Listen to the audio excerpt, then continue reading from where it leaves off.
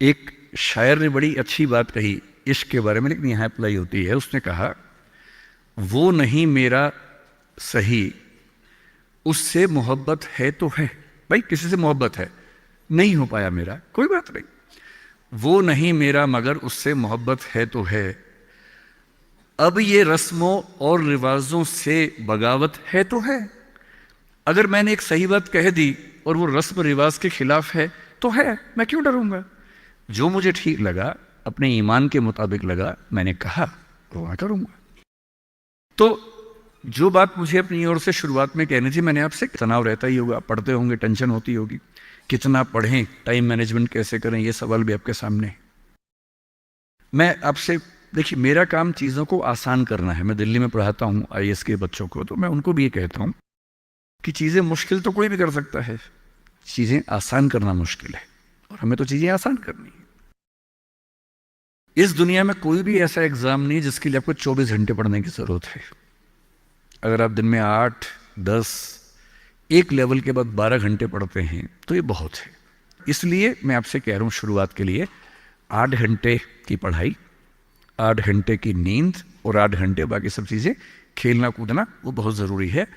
यहीं से बात आती है मोटिवेशन की। एक ही है कि हमारा मोटिवेशन हमेशा कैसे रहे, और एक ये कि कभी कभी स्ट्रेस ज़्यादा हो जाता है, उस समय हम कैसे मैनेज करें। आपकी उम्र में स्ट्रेस ज़्यादा होने की वजह यह भी है कि आपके हार्मोन्स इस उम्र में ज़्यादा, उनमें वाइब्रेशंस होते हैं, तो मूड स्विंग ज़्यादा होते हैं। जैसे जैसे आप मैच्योर होते जाएंगे उम्र के साथ, आपके मूड स्विंग्स कम हो जाएंगे। जैसे आपके पेरेंट्स हैं, आप देखेंगे, स्पेशली फादर को आप देखेंगे, आपके फादर आमतौर पर इमोशनल बातों से बहुत प्रभावित नहीं होते होंगे। जैसे आप कहेंगे, पापा आज मेरी फ्रेंड ने मुझे छोड़ दिया, पापा कहेंगे कोई बात नहीं। आपके अंदर से आंसू छूट रहे हैं, आपका मन कर रहा है मैं क्या कर लूं, आग लगा दूं, जंगल में जाके क्या कर दूं, इमोशंस ऐसे उछल रहे हैं आपके। पापा क्या बोल रहे हैं, कोई बात नहीं, कोई और मिल जाएगा उससे बेहतर, ठीक है। ऐसा नहीं कि बहुत अभ्यास किया उन्होंने, उम्र बढ़ने के साथ साथ हमारे हार्मोन्स का बैलेंस चेंज होता है और आप बहुत मैच्योर हो जाते हैं। मैच्योर होने का सबसे बेसिक मतलब है कि आप किसी इमोशन में बह नहीं जाते, आप खुद के ऊपर कंट्रोल बेहतर रख पाते हैं, तो उम्र के साथ होगा। लेकिन अभी जैसे डिमोटिवेशन आपको होता होगा, करियर को लेकर सवाल मन में आता होगा कि आईएएस बनूं तो कैसे बनूं, कितना पढ़ूं, कितना ना पढ़ूं, ये सब सवाल आते होंगे। मैं तो आईएएस के लिए पढ़ाता हूं। अगर आप आईएएस की तैयारी करेंगे तो इनडायरेक्टली कहीं ना कहीं मुझे उससे फायदा ही होगा। पर ईमानदारी की बात यह है कि वो अकेला रास्ता नहीं है। एक बात को ठीक से, आईएएस बनने का मजा क्या है कि आपका सोचने का तरीका बहुत साइंटिफिक हो जाता है। आप फैक्ट्स पे बात करते हैं, तथ्यों पे बात करते हैं, आर्गुमेंट से बात करते हैं, इमोशन से बात नहीं करते हैं, समझदारी से बात करते हैं। हमारे देश में जो आबादी है, वो आबादी, अब सेंसस जब भी होगा पता लगेगा, पर हम मान के चलते हैं कि वो आबादी लगभग 145 करोड़ के आसपास इस समय हो चुकी है। पूरे इंडिया की बात अगर हम करें, 145 करोड़ में से अगर मैं कहूं कि जो लोग 21 साल या 18 साल से मान लीजिए 30 की उम्र के बीच में है, इन 12 साल में है, मेरे ख्याल से ये आबादी भी कम से कम 12, 15, 20 करोड़ के आसपास तो होगी ही होगी। अगर ये 20 करोड़ लोग सोचे कि मैं आईएएस बनना है, या इनमें आधे भी सोच लें, 10 करोड़ सोच लें, आपको ये समझना है कि आईएएस पूरे भारत में कुल मिला के 6000 होते हैं, जिनमें से भी 5000 लोग हैं। आईपीएस भी इतने ही होते हैं, 5-6 हजार के बीच में होते हैं।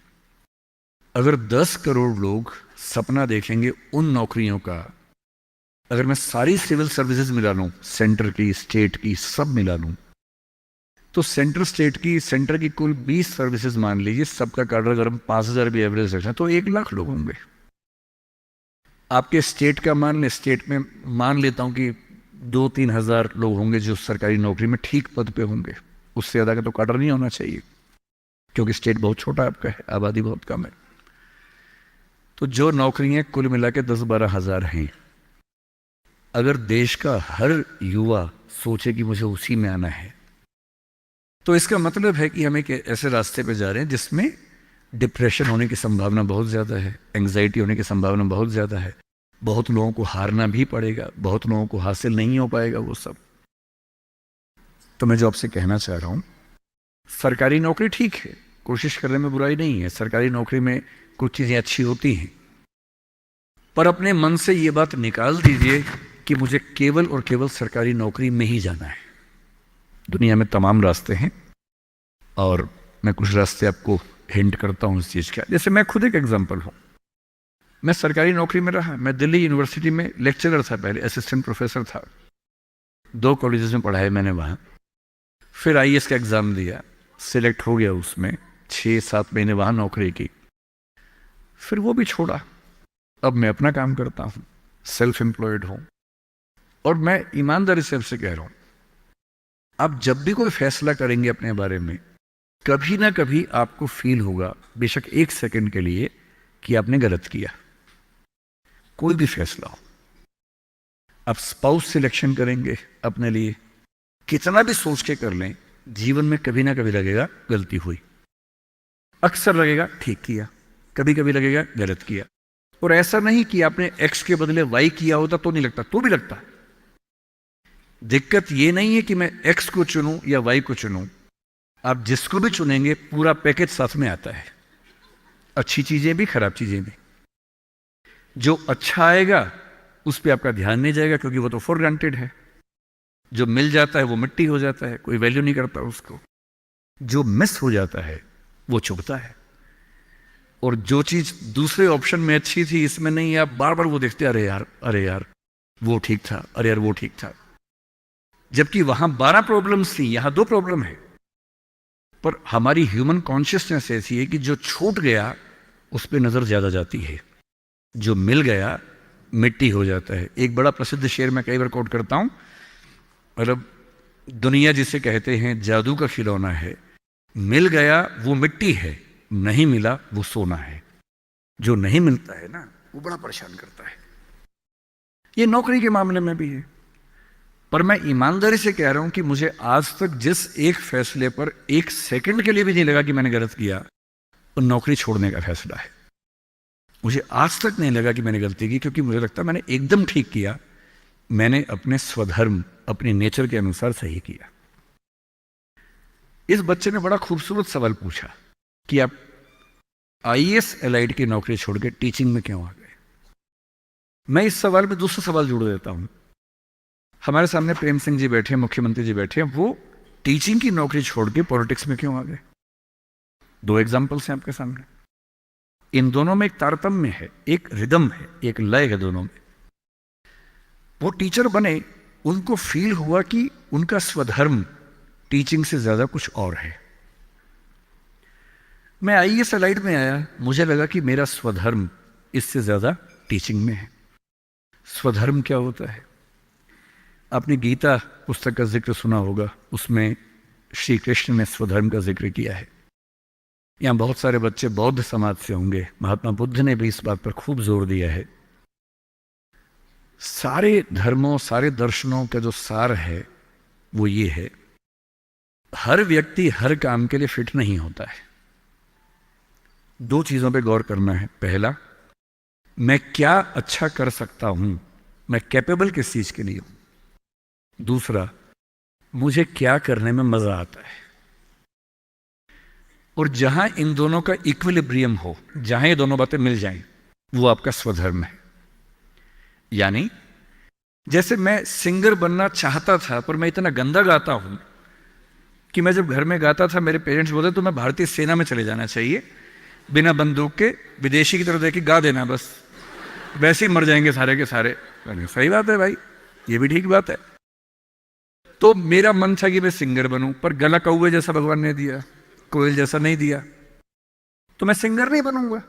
मेरे मन से क्या होता है, अच्छा लगने से क्या होता है भाई, सुने भी तो कोई मेरी बात को, मेरे गाने को सुने भी तो सही कोई। तो मेरा मन क्या करता है काफी नहीं है। 2 चीजें हैं, मैं क्या कर सकता हूं। मैं बचपन से स्कूल में डिबेटिंग करता था, मेरे पेरेंट्स ने मुझे बड़ा सपोर्ट किया, और बचपन से ही मेरे पेरेंट्स ने, टीचर्स ने कहा कि तुम कुछ ऐसा करना कि मंच पर रह सको, पॉलिटिक्स में जाओ, एमपी बनो। तब मेरा मन भी पॉलिटिक्स में आने का था, स्कूल लाइफ में बहुत ज्यादा मन था उस समय, बाद में नहीं रहा। तुम पॉलिटिक्स में जाओ, तुम वकील बनो, क्योंकि जब कोर्ट केस लड़ोगे तुम्हें बोलने की ताकत भगवान ने दी है, उसका इस्तेमाल करो। या टीचर बनो। टीचर की छवि हमारे समाज में बहुत अच्छी नहीं होती थी, हालांकि मेरे पेरेंट्स टीचर ही हैं दोनों, पर हमारे समाज में टीचर की छवि होती है। और हमारे देश का दुर्भाग्य है कि जो प्रोफेशन देश को गढ़ता है उसकी छवि बहुत अच्छी नहीं है। टीचर बनना बहुत लोगों का सपना नहीं है, मेरा तो है। और मेरा स्वधर्म, मैंने महसूस कर लिया कि मेरा स्वधर्म टीचिंग है। और स्वधर्म का मतलब वही दो बातें जो मैं कर सकता हूं और जो मैं करना चाहता भी हूं। आपके मुख्यमंत्री जी अच्छे टीचर रहे होंगे, पर उनको बार बार मन में आता होगा कि मैं जनता के बीच जाकर उनके साथ काम करके क्यों ना कुछ ऐसा करूं कि पॉलिसी मेकिंग में आऊं। उनका स्वधर्म उनको वहां खींच के ले गया, तो उन्होंने वो किया। और इस दुनिया में जो भी सफल इंसान आपको देखे, कोई भी सफल व्यक्ति देखे, किसी भी फील्ड का हो, आप हमेशा देखेंगे वो वही व्यक्ति है जो अपने स्वधर्म पे चल रहा है, जिसने वही रास्ता चुना जो उसकी क्षमताओं यानी कि कैपेबिलिटीज और उसके इंटरेस्ट यानी कि उसकी इच्छाओं से मैच करता था। तो आप सबसे मैं कह रहा हूं कि आईएएस या पीसीएस या सरकारी नौकरी की अंधी दौड़ में मत दौड़िए। मैंने बहुत सरकारी नौकरी वालों को देखा है दुखी रहते हुए। सरकारी नौकरी में है, अच्छा वेतन है, तब भी दुखी है, क्योंकि वो नहीं कर पा रहे जो दरअसल करना चाहते थे। सरकारी नौकरी में क्या होता है? सुरक्षा मिलती है, सेफ्टी होती है, सिक्योरिटी होती है, सम्मान मिलता है, समाज के लोग पूछते हैं आपको कि आप सरकारी नौकरी में हैं। गस्टेड ऑफिसर होंगे तो स्टैंप लगा के साइन करने की ताकत आ जाती है। आप